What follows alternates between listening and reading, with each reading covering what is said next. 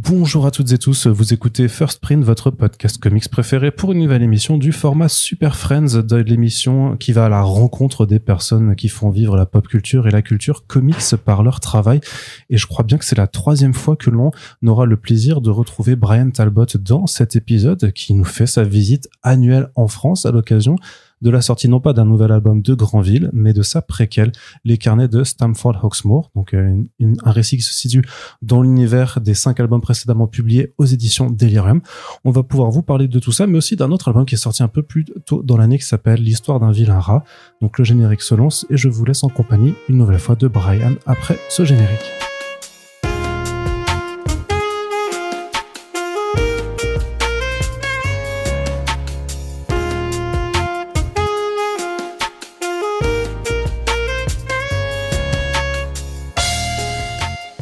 So I think this is the 3rd or 4th time that we have an interview together. Yes. Because you seem to really like France. You come here every year. Why don't you live? Why don't you move in France?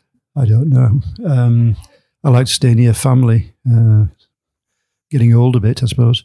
But no, I'm in France about 2 or 3 times a year on average. And you seem to like the country still. Oh yes, yeah. So we are here to speak a little bit about Les Carnets de Stamford Hawksmoor. This is the French title of the edition. So it's a prequel to Granville. Oui. And oui.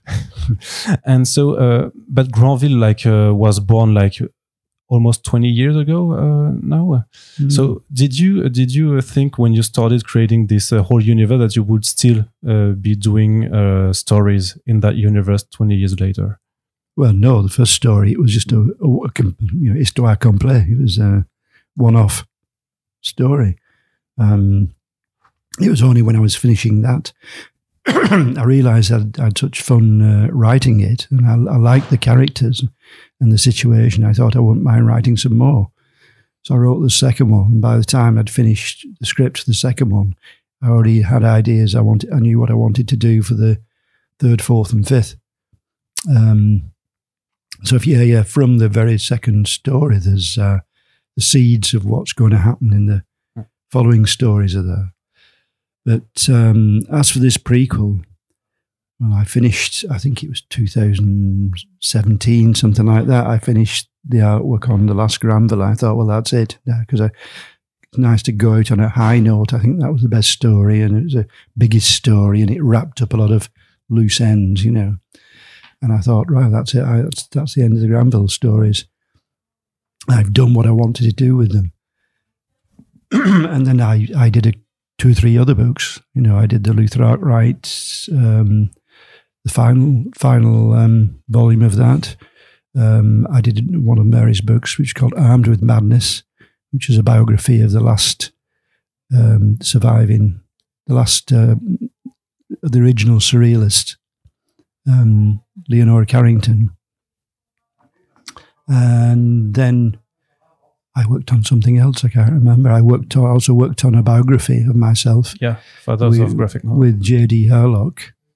But yeah, it was while I was working on this biography, 3-4 years ago, I suddenly had the idea of, because this character, this Stamford Hawksmoor character, the mentor of Le Broc, he's only mentioned in the story in the 5th volume when Le Broc tells the story about his apprenticeship in the arts of detection, whatever, and his mentor. You only meet him then when he's older. And I started to think, well, what did this guy do when he was younger? What was it like? What was the world of Granville like while it was still under French occupation? So I decided to do this story. Well, I just happened to mention it to J.D. Herlock, to Jad, who I was working on. He said, oh, that's a great idea. I'd love to see that. And I mentioned it to 2 or 3 other people, and they said, oh, yeah, I'd love to read that. And I went, oh, okay. I started thinking about it seriously then.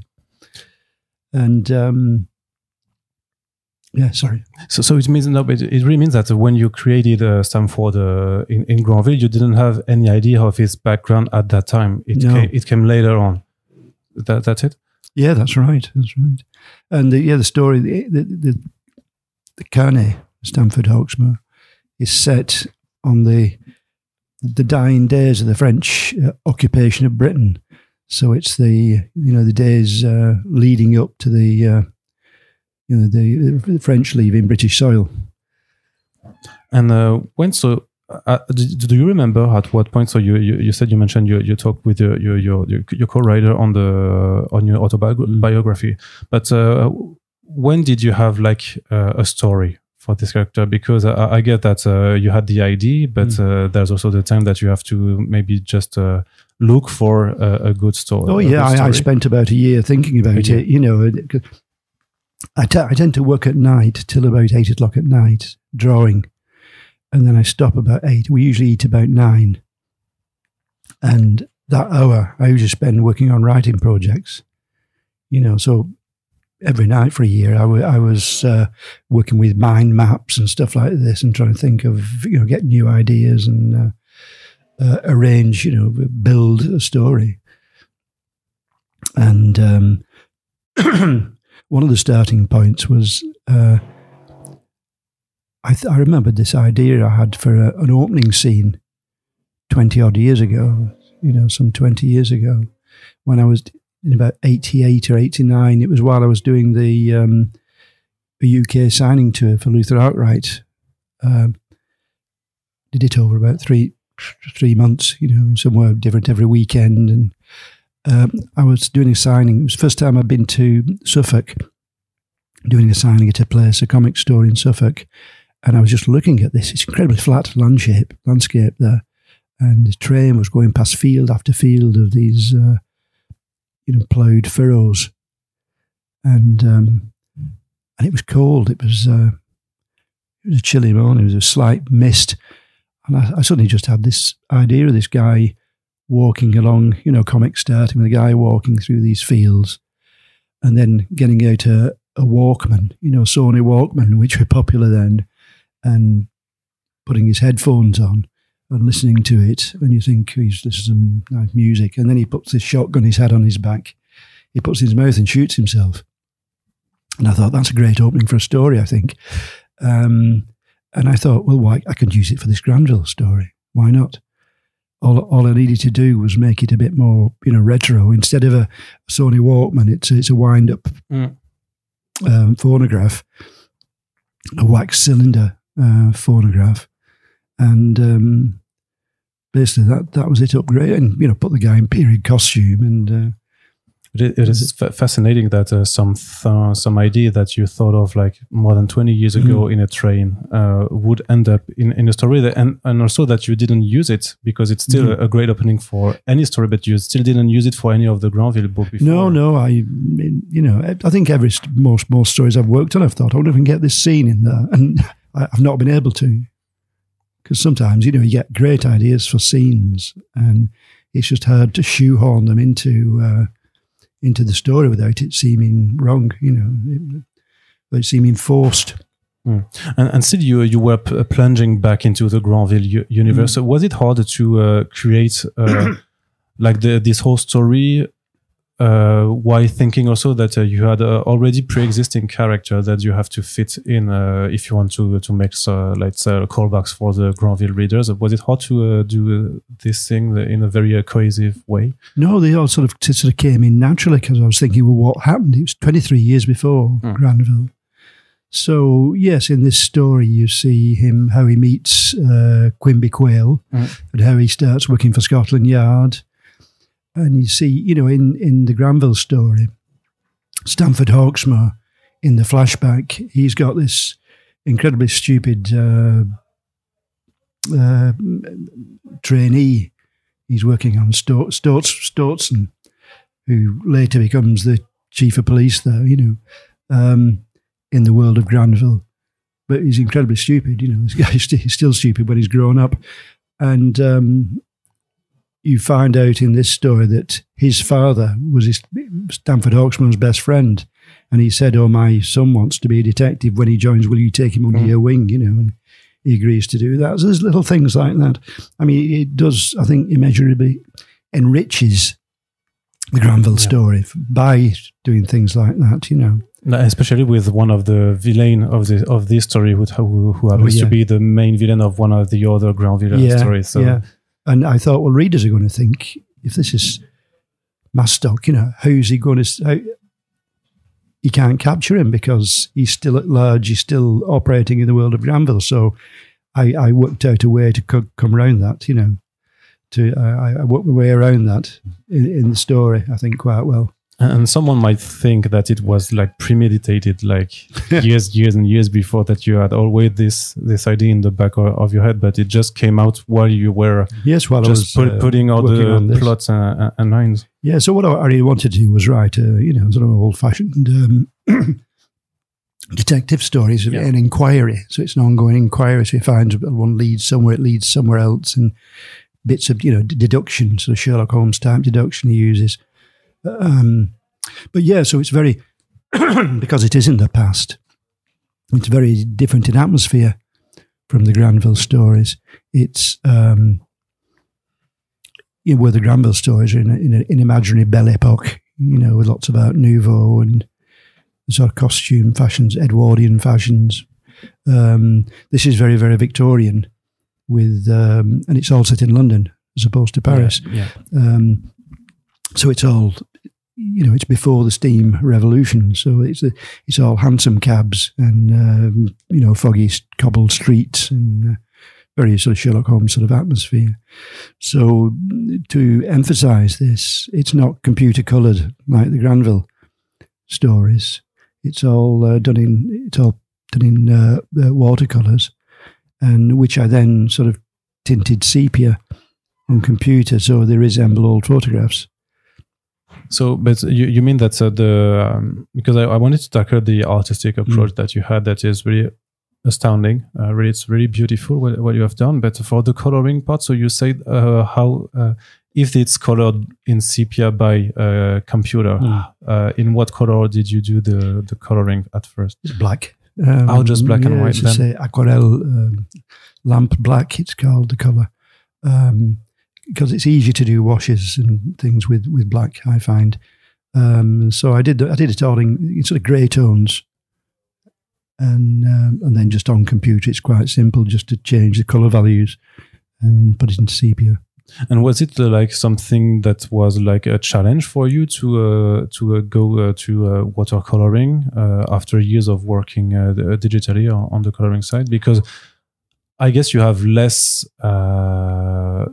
I would say freedom, because you just have only one color that you have to play with nuances, but it's quite different from having all the palette you could have. Yeah, but I've worked I've used watercolor from the beginning. I mean, couple of my underground comics in the 1970s were in watercolor.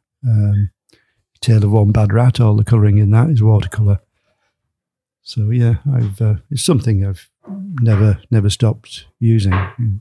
And still thinking about the styles, the way that you're switching from a more Belle Epoque steampunk era to a Victorian era, but I guess you still did a lot of research to get the atmosphere. Yeah, well, I wanted the Victorian atmosphere, so I looked at dozens and dozens of photographs of and old illustrations, Victorian streets and Victorian costume of the 1890s, that sort of era it's set in. I did a lot of research. But it's something that you do for all your books. I don't know how would you say that like you spend equal time doing research compared to drawing the actual book, or no, not equal time, because the drawing takes a long time. The drawing takes the longest. Okay, so this is a very good detective story, and we've been all through the detective genre in the Granville book, but you were always like switching between different styles, and like the last book was more like of Agatha Christie kind of story. Well, a section of it, yeah, even though the flashback with Stamford Hawksmoor already looked like a Sherlock Holmes story. But what my point was, what do you like about detective stories? Because it's really something that you seem to like, not just to read, but also to craft. Yeah, I like them too. I like to read them. It's, they seem to be like sort of perfect stories because they've got a complete setup. They're all self-encapsulated, as it were. I don't know, but I think it goes back to my childhood because I used to love detective stories on TV when I was little. And I discovered Sherlock Holmes when I was 5. Through television, the Basil Rathbone movies.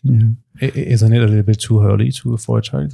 I know. I love them. I love the opening sequence, the fog and everything, and the music, and Nigel Bruce, who played Dr. Watson.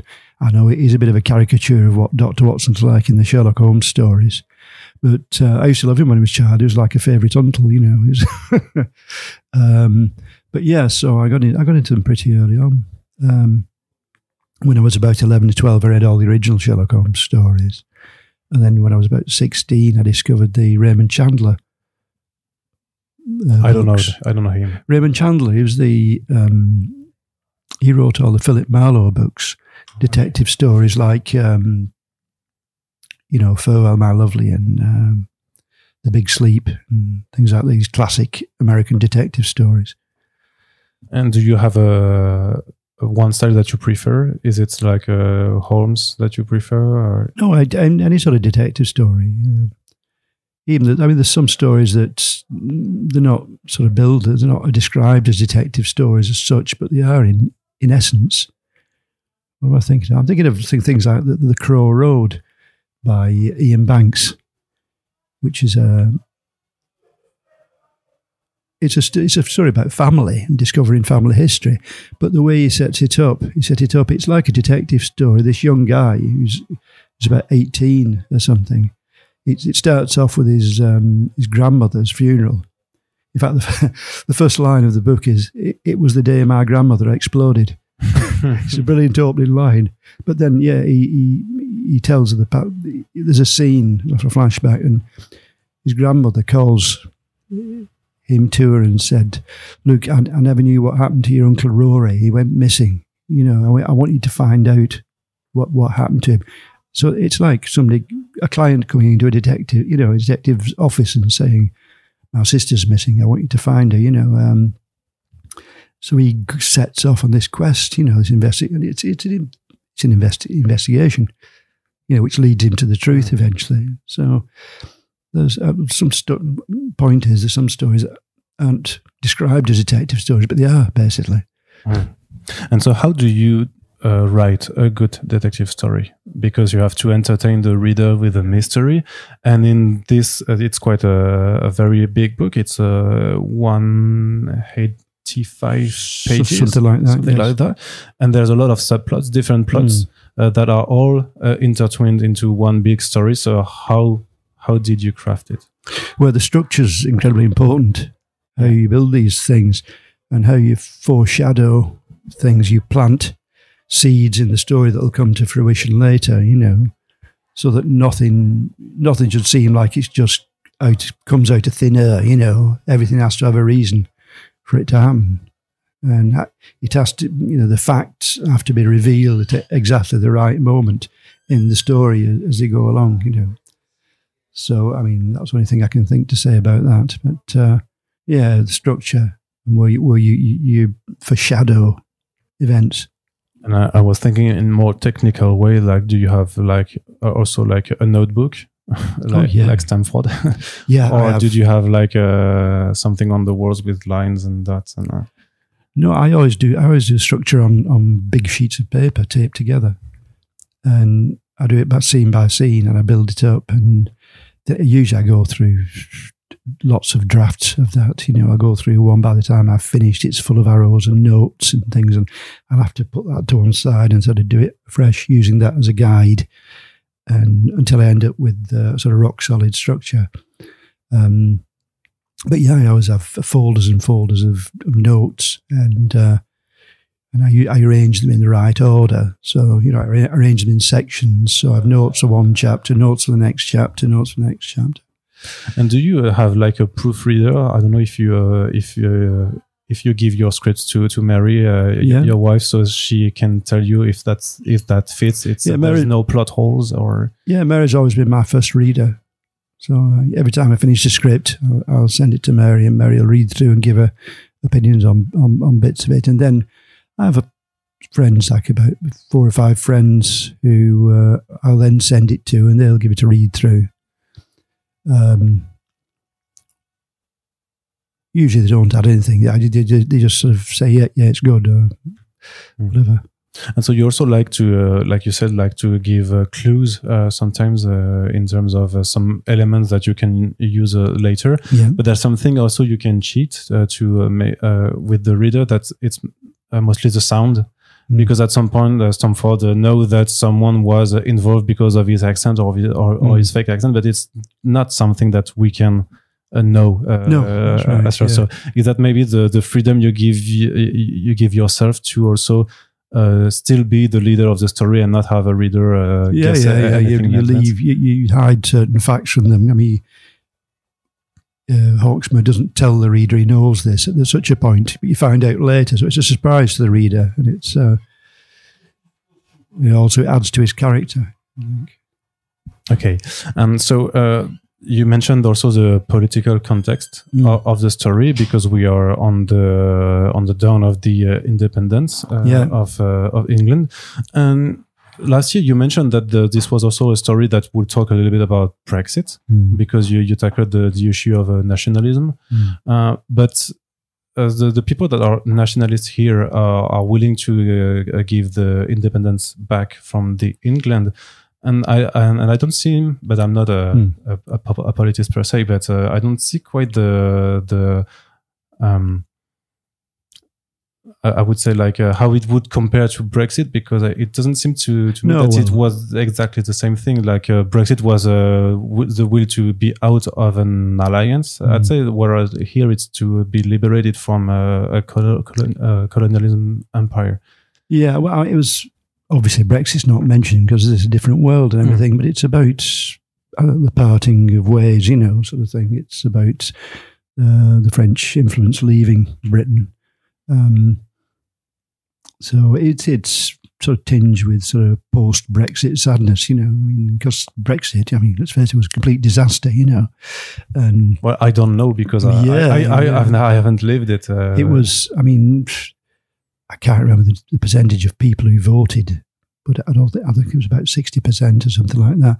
But of the people who voted, it won by about 2% of the vote of the people who actually voted. So, but almost immediately people were saying, "Oh, we didn't vote because we didn't think we'd leave the EU," But yeah, the people who led the campaign to leave the European Union were the nationalists, were these people who were in the Hawksmoor story. The people who are doing these terrorist atrocities and sort of forcing the French out. And so the situation's different, but obviously it's basically about the same thing. But you still don't have the quite the message that, for you at least, nationalism is a bad thing. Well, yeah. Well, nationalism, when it's used, to fuel hate, yeah. And I just wanted you to elaborate on that. Yeah, well, as Hawksmoor says in the story at some point, patriotism, loving your own country, is as natural as loving your mother.